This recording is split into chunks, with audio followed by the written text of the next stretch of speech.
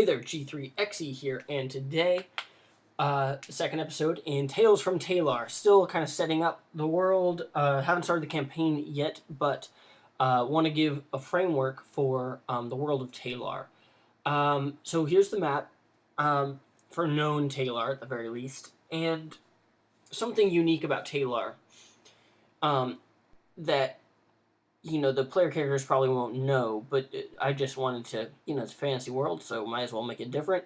Now, imagine a globe, right, like a planet. However, it is fairly thin and hollow, and the world of Taylor actually exists on the inside of the planet, and a sort of pseudo sun exists at the core, and that goes through a heating and then a cooling, and that's the sun and the moon. But it is gravity is pulling everyone outward, and so if you flew straight up and kept going and going, you would pass the sun, and then you would eventually land on the opposite side of the world. Um, and it's kind of a mind bender to wrap your head around literally. So playing with that idea. Anyway, here's the map though, displayed as we would display maps. We have the Sea of the Sun, the Vast Sea, the Sea of Monsters, the Ice Glow Sea. Obviously, cold up here, lots of monsters down here. Sea of the Sun because the desert's here and the sun reflects along the Great Sands and is just really bright. Also, they worship specifically a sun god in this area. And then the Vast Sea is just the name given to this large patch of water, not particularly vast, but it was named by the Lustranish, and they, were the first ones to kind of travel it and things like that. So, before we get into this, perhaps I would do well to explain the framework for the species in Taelar. Now, this is all species in the world of Taelar fall kind of within this spectrum, and the two variables are they speaking or non-speaking, and are they magic or non-magic. Now, magic itself is different in that some things can be straight up magical, and if you're magical, other magical things can sense your presence within a certain radius.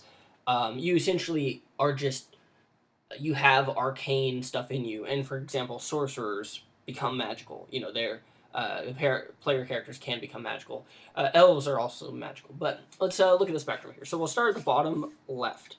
This is non-magical and non-speaking. These are going to be the beasts and plants. They're normal creatures, as we would define them in our world, and affected by an evolutionary process similar to our own. So these are going to be, while they can be very dangerous, you could have an encounter with one, right? An example, a creature I made up called a grizzar, and the grizzar is a bear with bull horns, a great big grizzly bear with bull horns.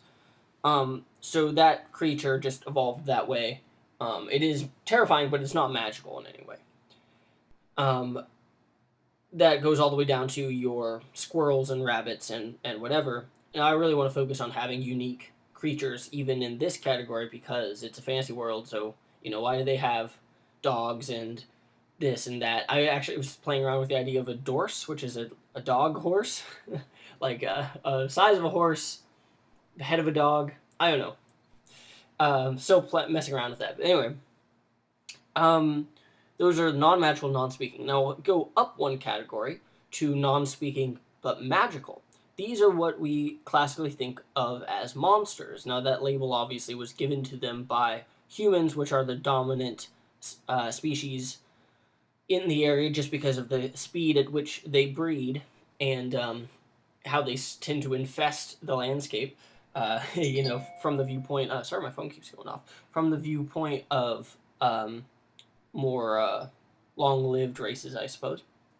But monsters, that's what they call it, because they're creatures whose evolutionary cycle is normal, but it has been influenced in some way by magic, by inherent magical properties of that creature. Your yetis, your anything that has kind of that mythological element where there's that strange um, reasoning behind things that doesn't fit evolution, but is was baked into myths. So uh, like eating the flesh of a human would turn you into a Wendigo, right? Or that um, uh, the little hobgoblin people that would mess with stuff in your house at night unless you put out a bowl of milk for them. Uh, these are going to be your monstrous races, as they are magic, but they don't speak. As in they haven't formed language, and they mostly live on their own. Uh, there's no culture, quote unquote, to them, as they kind of operate on a instinctual basis. Now, going catty corner to that one, we go to our non-magic speaking species, and these are your humanoid races. These are species affected by evolution, but are have progressed enough to develop culture, language, basic societies at the very least.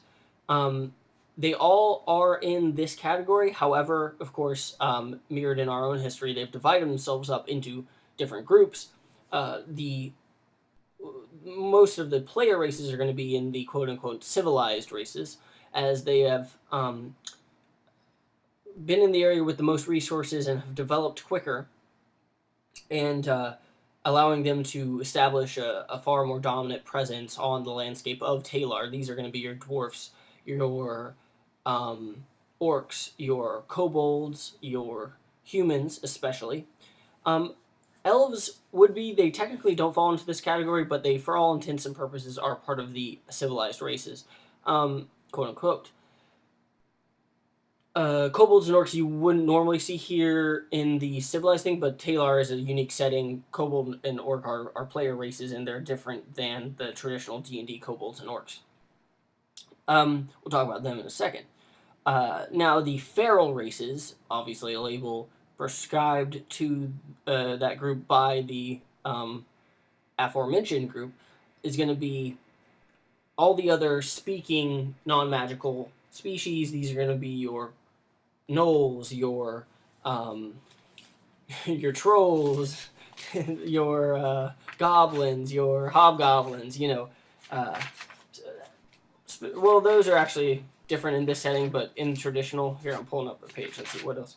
You got your lizard folk, your mouselings, your rakshasas and tabaxi, your yuan ti, and then a few unique races that I've made up. Right, so um, those are the non-magic speaking species that subdivide themselves, but they're all really actually in the same category. Above them lies the both magical and speaking species, oftentimes called the singular races, as they, for the most part, dwell on their own. They are beings of incredible power, incredible magic, incredibly long lifespans, and massive understandings of the world beyond the comprehensions of um, non-magic speaking races. And these are going to be your beholders, your dragons, your sphinxes, all of these kind of big monster types that are super super smart and more and that are smarter than the players. Um, Technically, elves do fall into this category as they are magical, but as just because in this setting they live forever, aside from mortal injuries and things like that, um, but unperturbed, they will live forever. However, they act and think of themselves far more as you know belonging to the previous category, as they have a civilization, they work together, though they are divisions, they're not singular races in the sense of dragons and beholders. So that's kind of the spectrum that all living things lie on. And by the way, plants can also, I didn't mention it, but they can be in the magic non-speaking, so they can be monstrous plants as well. um, then Of course, this is only species. These are only living things. All fae, demon, and angel, as well as spirits and undead, don't lie on the spectrum, as they are not of this plane. They're either from the Feywild, the this setting's version of heaven or hell, or the Shadowlands, which is kind of the land of the dead. Um, so now that we have that spectrum set up, I'm gonna go ahead and switch camera views. 1 second. All right, so Taelar. I'm just gonna start reading about the different player races.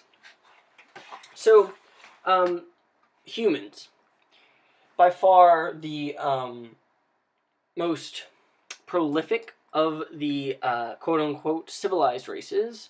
Humans make up approximately 44% of the entirety of all of these kind of speaking and non-speaking. Well, I'm sorry, the entirety of the speaking races from Taelar. So Taelar has approximately population of all speaking individuals of all species, human, dragon, all that, of about 1 million. It's a fairly small world. And humans are about 44% of that. Now, humans are able to reproduce as soon as I don't know exactly when. I'm just saying like 16 years after birth. I don't want to get into awkward territory and everything, so. Humans have spread through Taelar like wildfire. There are 4 large human cities and dozens of small towns and villages along the way. One thing limiting their population, however, is their tendency to kill one another in countless wars. Silly humans. A human with poor healthcare in Taelar has a life expectancy of about 40 years. This is a tad higher in Hayotokan and a tad lower in Lustrain.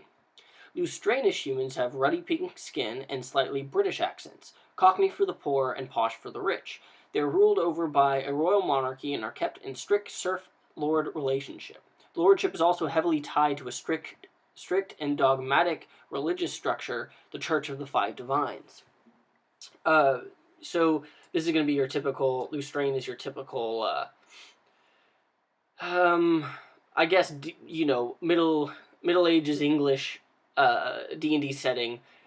This big city has a river that connects the vast sea to the Bay of Salt, and obviously they have ships and do a lot of trading. A lot of trade comes through there. Very choice location that Lustrain is built upon, and thus they've found very much a lot of success.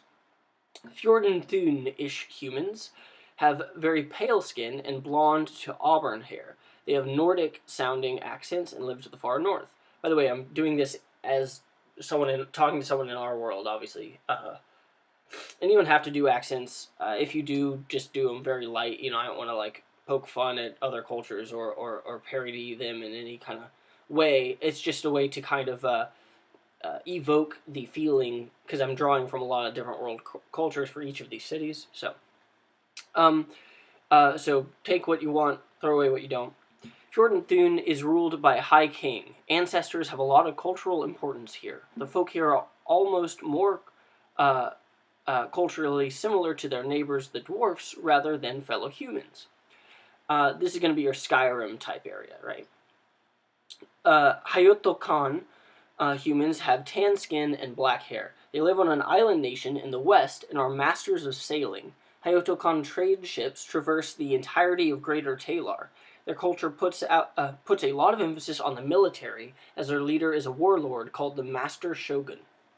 This is where the original monks, like the class of monk, came from, and you can find, I guess, monk trainers, monk emissaries spread out through Taelar from originally that location. And in a different video about factions, we'll talk more about Hayotokan and how that occurred. Galabadi humans, that is humans from the desert city of Galabad, have dark skin and black hair and hail from the great desert to the east.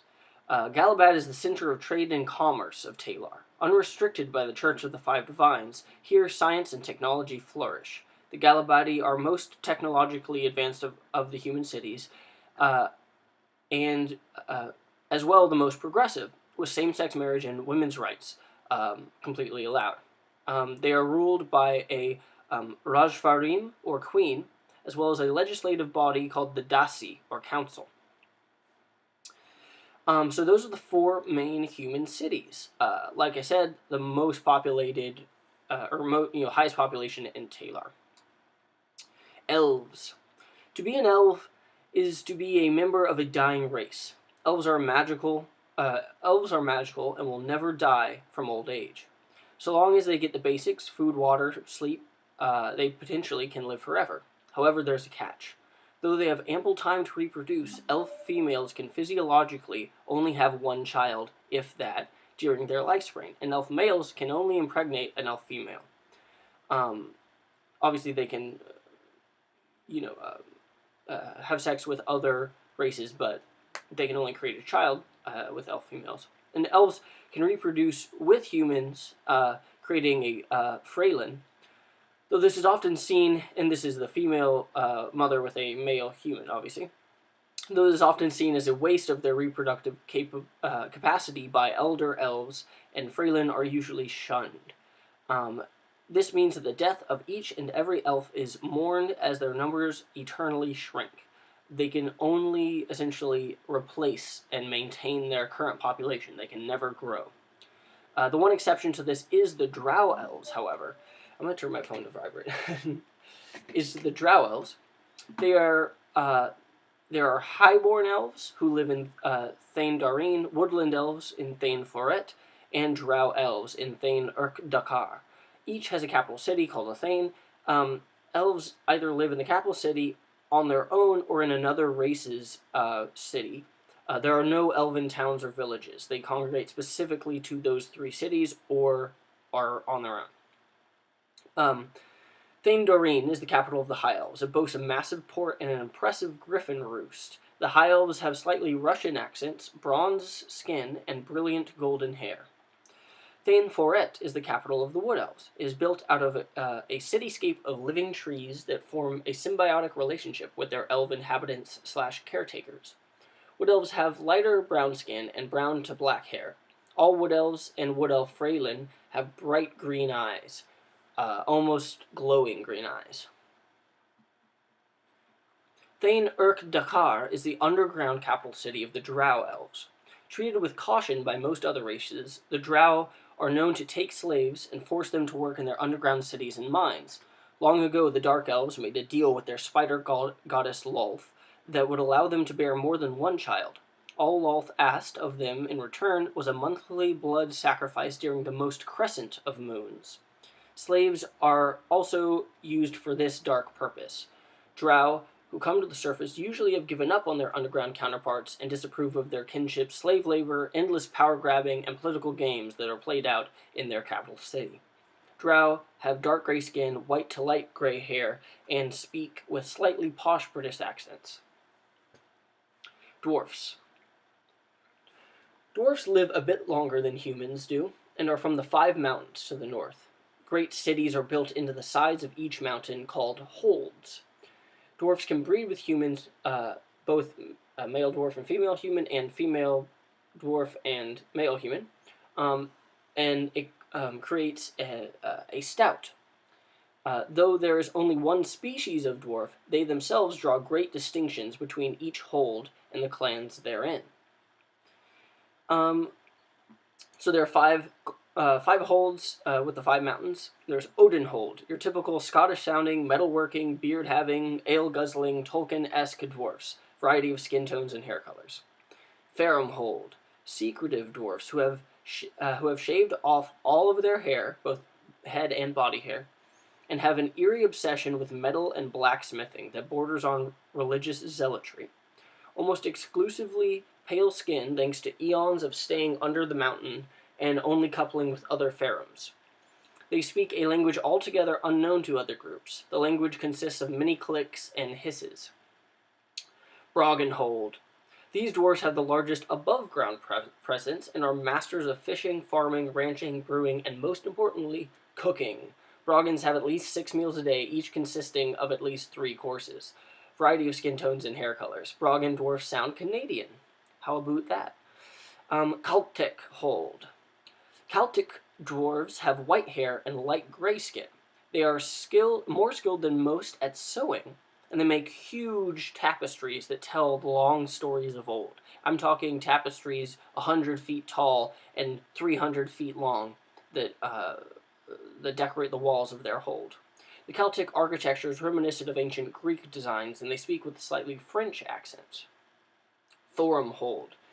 Thorum dwarves are the most militarized of the holds, as they have a long history of fighting with ape men that have also entrenched themselves within the same mountain. Thorums have a variety of skin tone and hair colors, and they sound Australian. Orcs. Like I said, orcs are different in this setting and are a player race. They come from the Orcish Hills area. Orcs are strong folk with green skin and tusks or horns. They are descendants of the Nightborn of old and thus have night vision. Some orcs have bone spikes growing out of their back. Orcs are hairless, and female orcs do not have breasts, but instead 6 teats on the lower half of their abdomen. Orcs cannot breed with any other race. Orcs give birth to a litter of about 4 to 12 orclings. Orc females, however, can only get pregnant during the first full moon of the year, which limits their population capacity. Orc religion involves a sun god, Grumsh, and a moon goddess, Gork. They have deeper voices than humans.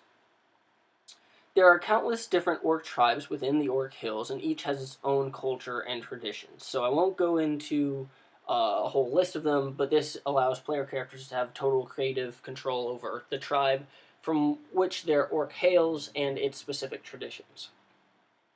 Although there is infighting between orc tribes, so. Kobolds. Kobolds are small gecko-like creatures with tails. Kobolds feel comfortable walking on both 2 and 4 legs. They have the natural ability to camouflage themselves and are great diggers, using their sharp little claws to tunnel through the earth. Kobolds can only reproduce with only other kobolds, and a healthy kobold lives to only be around 40 to 50 years old. They come from burrows, and Great Burrow is the largest of these, and it's quite a sight to behold, a veritable underground capital city. Kobolds have higher-pitched reptilian-sounding voices, and sometimes have a hard time replicating human languages. They also, in terms of racial abilities, get the ability to camouflage at will, like a gecko, or like a chameleon, and the ability to slowly regenerate lost limbs, like lizards can regenerate their tails. Freylin. Freylin are the infertile offspring of elf mothers and human fathers. This is the only way that a Freylin can be conceived. They are usually treated as outcasts by the elves, but pretty much welcomed by humans. Stouts. Stouts are the infertile offspring of a human father and a dwarf mother, actually, I meant to change that. No, of any combination of dwarves and humans. And this is the only way that stouts are created, as they are infertile. Stouts are usually thought lesser of by dwarfs, but are treated fine by humans. In fact, most humans have never actually seen an actual dwarf, as most dwarfs stay in their holds, and so they just call stouts dwarfs by mistake. So if you have a player character playing a stout, oftentimes people will be like, "Oh, a dwarf," and they're like, yeah, kind of. So that's kind of the makeup. We have, out of all the speaking races, humans are 44%, elves only 2%, dwarves 5%, kobolds 4%, orcs 6%, stouts 0.5%, and Freylin 0.1%. Obviously, there are 3 different types of Freylin, being the Drow Freylin, the Wood Elf Freylin, and the Highborn Freylin. There's a variety of other speaking folk, but I won't get into them. Basically, I guess the most common speaking but quote-unquote feral races are going to be your Kuatoa, who kind of harass and harangue the Hayoto Khan humans the most. the Tabaxi and Rakshasa, which Rakshasa aren't um, magical in this setting, but they are constantly at war with Tabaxi, and they live in the Great Sands, both of them. The Rat Ilk, and that's going to be your rat folk. And the yeah, that's about it. And then everything else, all the singular races, dragons, beholders, they're 0.0001%, as in there are 100 or less of them in the world. So yeah, in other videos we'll go into more details, but those are the people of Taelar. They, and this is like their perspective areas in which they live, and hope to see you in the next one where we'll talk more about the setting of Taelar. Thank you.